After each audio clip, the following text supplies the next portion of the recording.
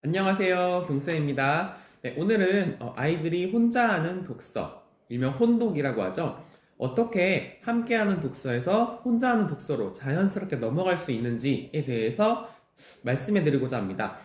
우리 아이들이 함께하는 독서, 빠르면 보통 아이들이 뭐 태어난 지 3개월, 4개월 됐을 때부터 함께하는 독서는 많이들 시작하세요. 뭐 사운드북도 있고, 뭐 여러 가지 그런 책을 이용해서 동화책들 많잖아요. 그런 책을 이용해서 다양한 색감을 이용해서 아이들이 동화책과 장난감을 혼동하는 시기부터 접근을 하기 시작해서 동화책을 하나의 놀이로 재미로 접근할 수 있게 많이들 노력을 하실 겁니다.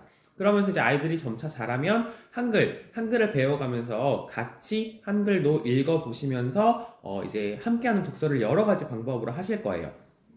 부모님께서 읽어주시기도 하고 아이가 부모님께 읽어주기도 하고 서로 번갈아서 읽기도 하고 서로 질문과 대답을 하기도 하죠. 그런 다양한 활동을 통해 우리 아이들은 함께하는 독서의 재미를 알고 심리적인 안정감도 얻게 됩니다. 정말 독서의 가장 큰 효과죠.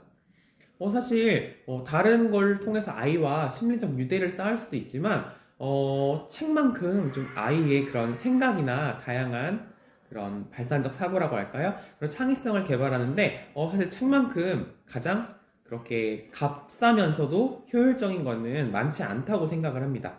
그렇기 때문에 제 생각에는 이 책을 확실하게 다양한 방법으로 활용하시는 게 정말 좋을 것 같습니다. 그럼 이제 함께하는 독서를 하고 계신 부모님들께서 아마 많이 보실 거예요. 근데 아이가 이제 점차 자라면서 좀 빠른 아이들은 1학년 때부터 혼독을 하기도 해요.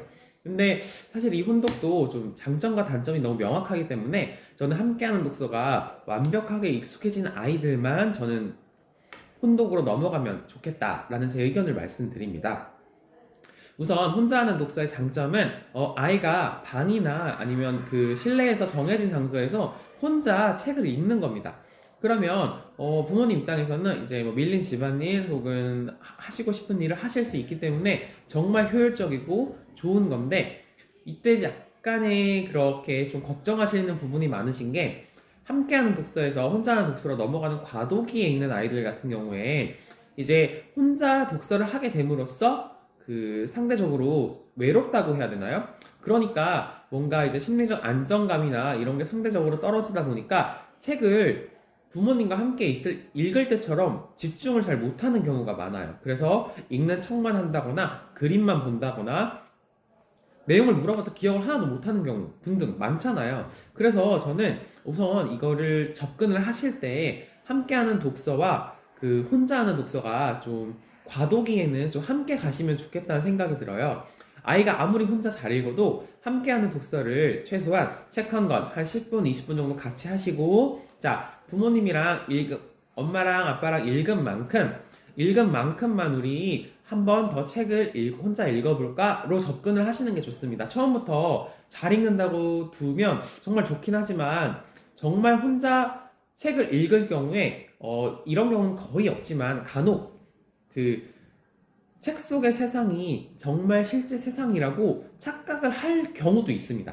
그러니까 책에 너무 빠지게 되면 책에는 사실 주인공이 하면 안 되는 행동도 하고 좋은 행동도 많이 합니다. 그래서 잘못된 행동을 통해 깨달음을 얻는 그런 책들이 대부분이에요. 근데 아이들은 그 뒤에 과정, 그러니까 독후 활동, 부모님과의 대화를 통해서 그 행동은 아무래도 좀 제한해야 되고, 뒤에 있는 행동이 좋은 거야를 자연스럽게 체득을 해야 되는데, 아이가 혼자 계속 책을 읽다 보면 앞에 그 자극적이고 잘못된 행동이 너무 재밌는 거예요. 그래서 그 행동이 강화가 되는 경우도 종종 있습니다. 그렇기 때문에 저는 꼭 아이와 함께 처음에 책을 함께 먼저 읽으시고 그 다음에 혼자 읽는 활동을 시간을 1대1로 배정해 주시길 바랍니다. 1대1이 만약 우리 아이들이 익숙해졌다면 3대7, 3대7 나면 4대6이 아니죠. 3대7, 2대8, 1대9 넘어갔다가 마지막에는 혼자 하는 독서로 완전히 넘어갈 수 있다고 봅니다. 근데 이때 과도기 때 주의하셔야 될 게, 독후 활동은 부모님과 책을 같이 읽을 때 해주시고요. 우리 아이 혼자 읽을 때는 일단 처음에는 독후 활동을 좀 안 하시는 게 좋습니다. 왜냐면 혼자 읽는 독서 자체가 조금 부담스러울 수도 있기 때문에 혼자 독서를 하고 독후 활동을 하게 되면 아이들은 검사받는다는 느낌이 강해서 숙제와 별반 다르지 않게 생각을 해요. 이렇게 숙제와 독서를 비슷하게 생각하는 아이들은 독서 흥미가 그래도 부모님과 이게 원활하게 소통이 되는 3, 4학년 정도까지는 유지가 되는데 5학년, 6학년 되면 이제 그 급격하게 독서 흥미가 떨어집니다. 물론 그전에도 독서 흥미가 없지만 그냥 이제 보는 거죠. 근데 그렇기 때문에 저는 독서는 사실 흥미가 쭉 유지가 돼야 5, 6학년까지 쭉 읽고 더 나아가면 중학생이 돼서까지 책을 읽을 수 있다고 봅니다. 그렇기 때문에 아이가 혼자 읽기 시작했을 때는 독후 활동을 가급적 자제해 주시고요.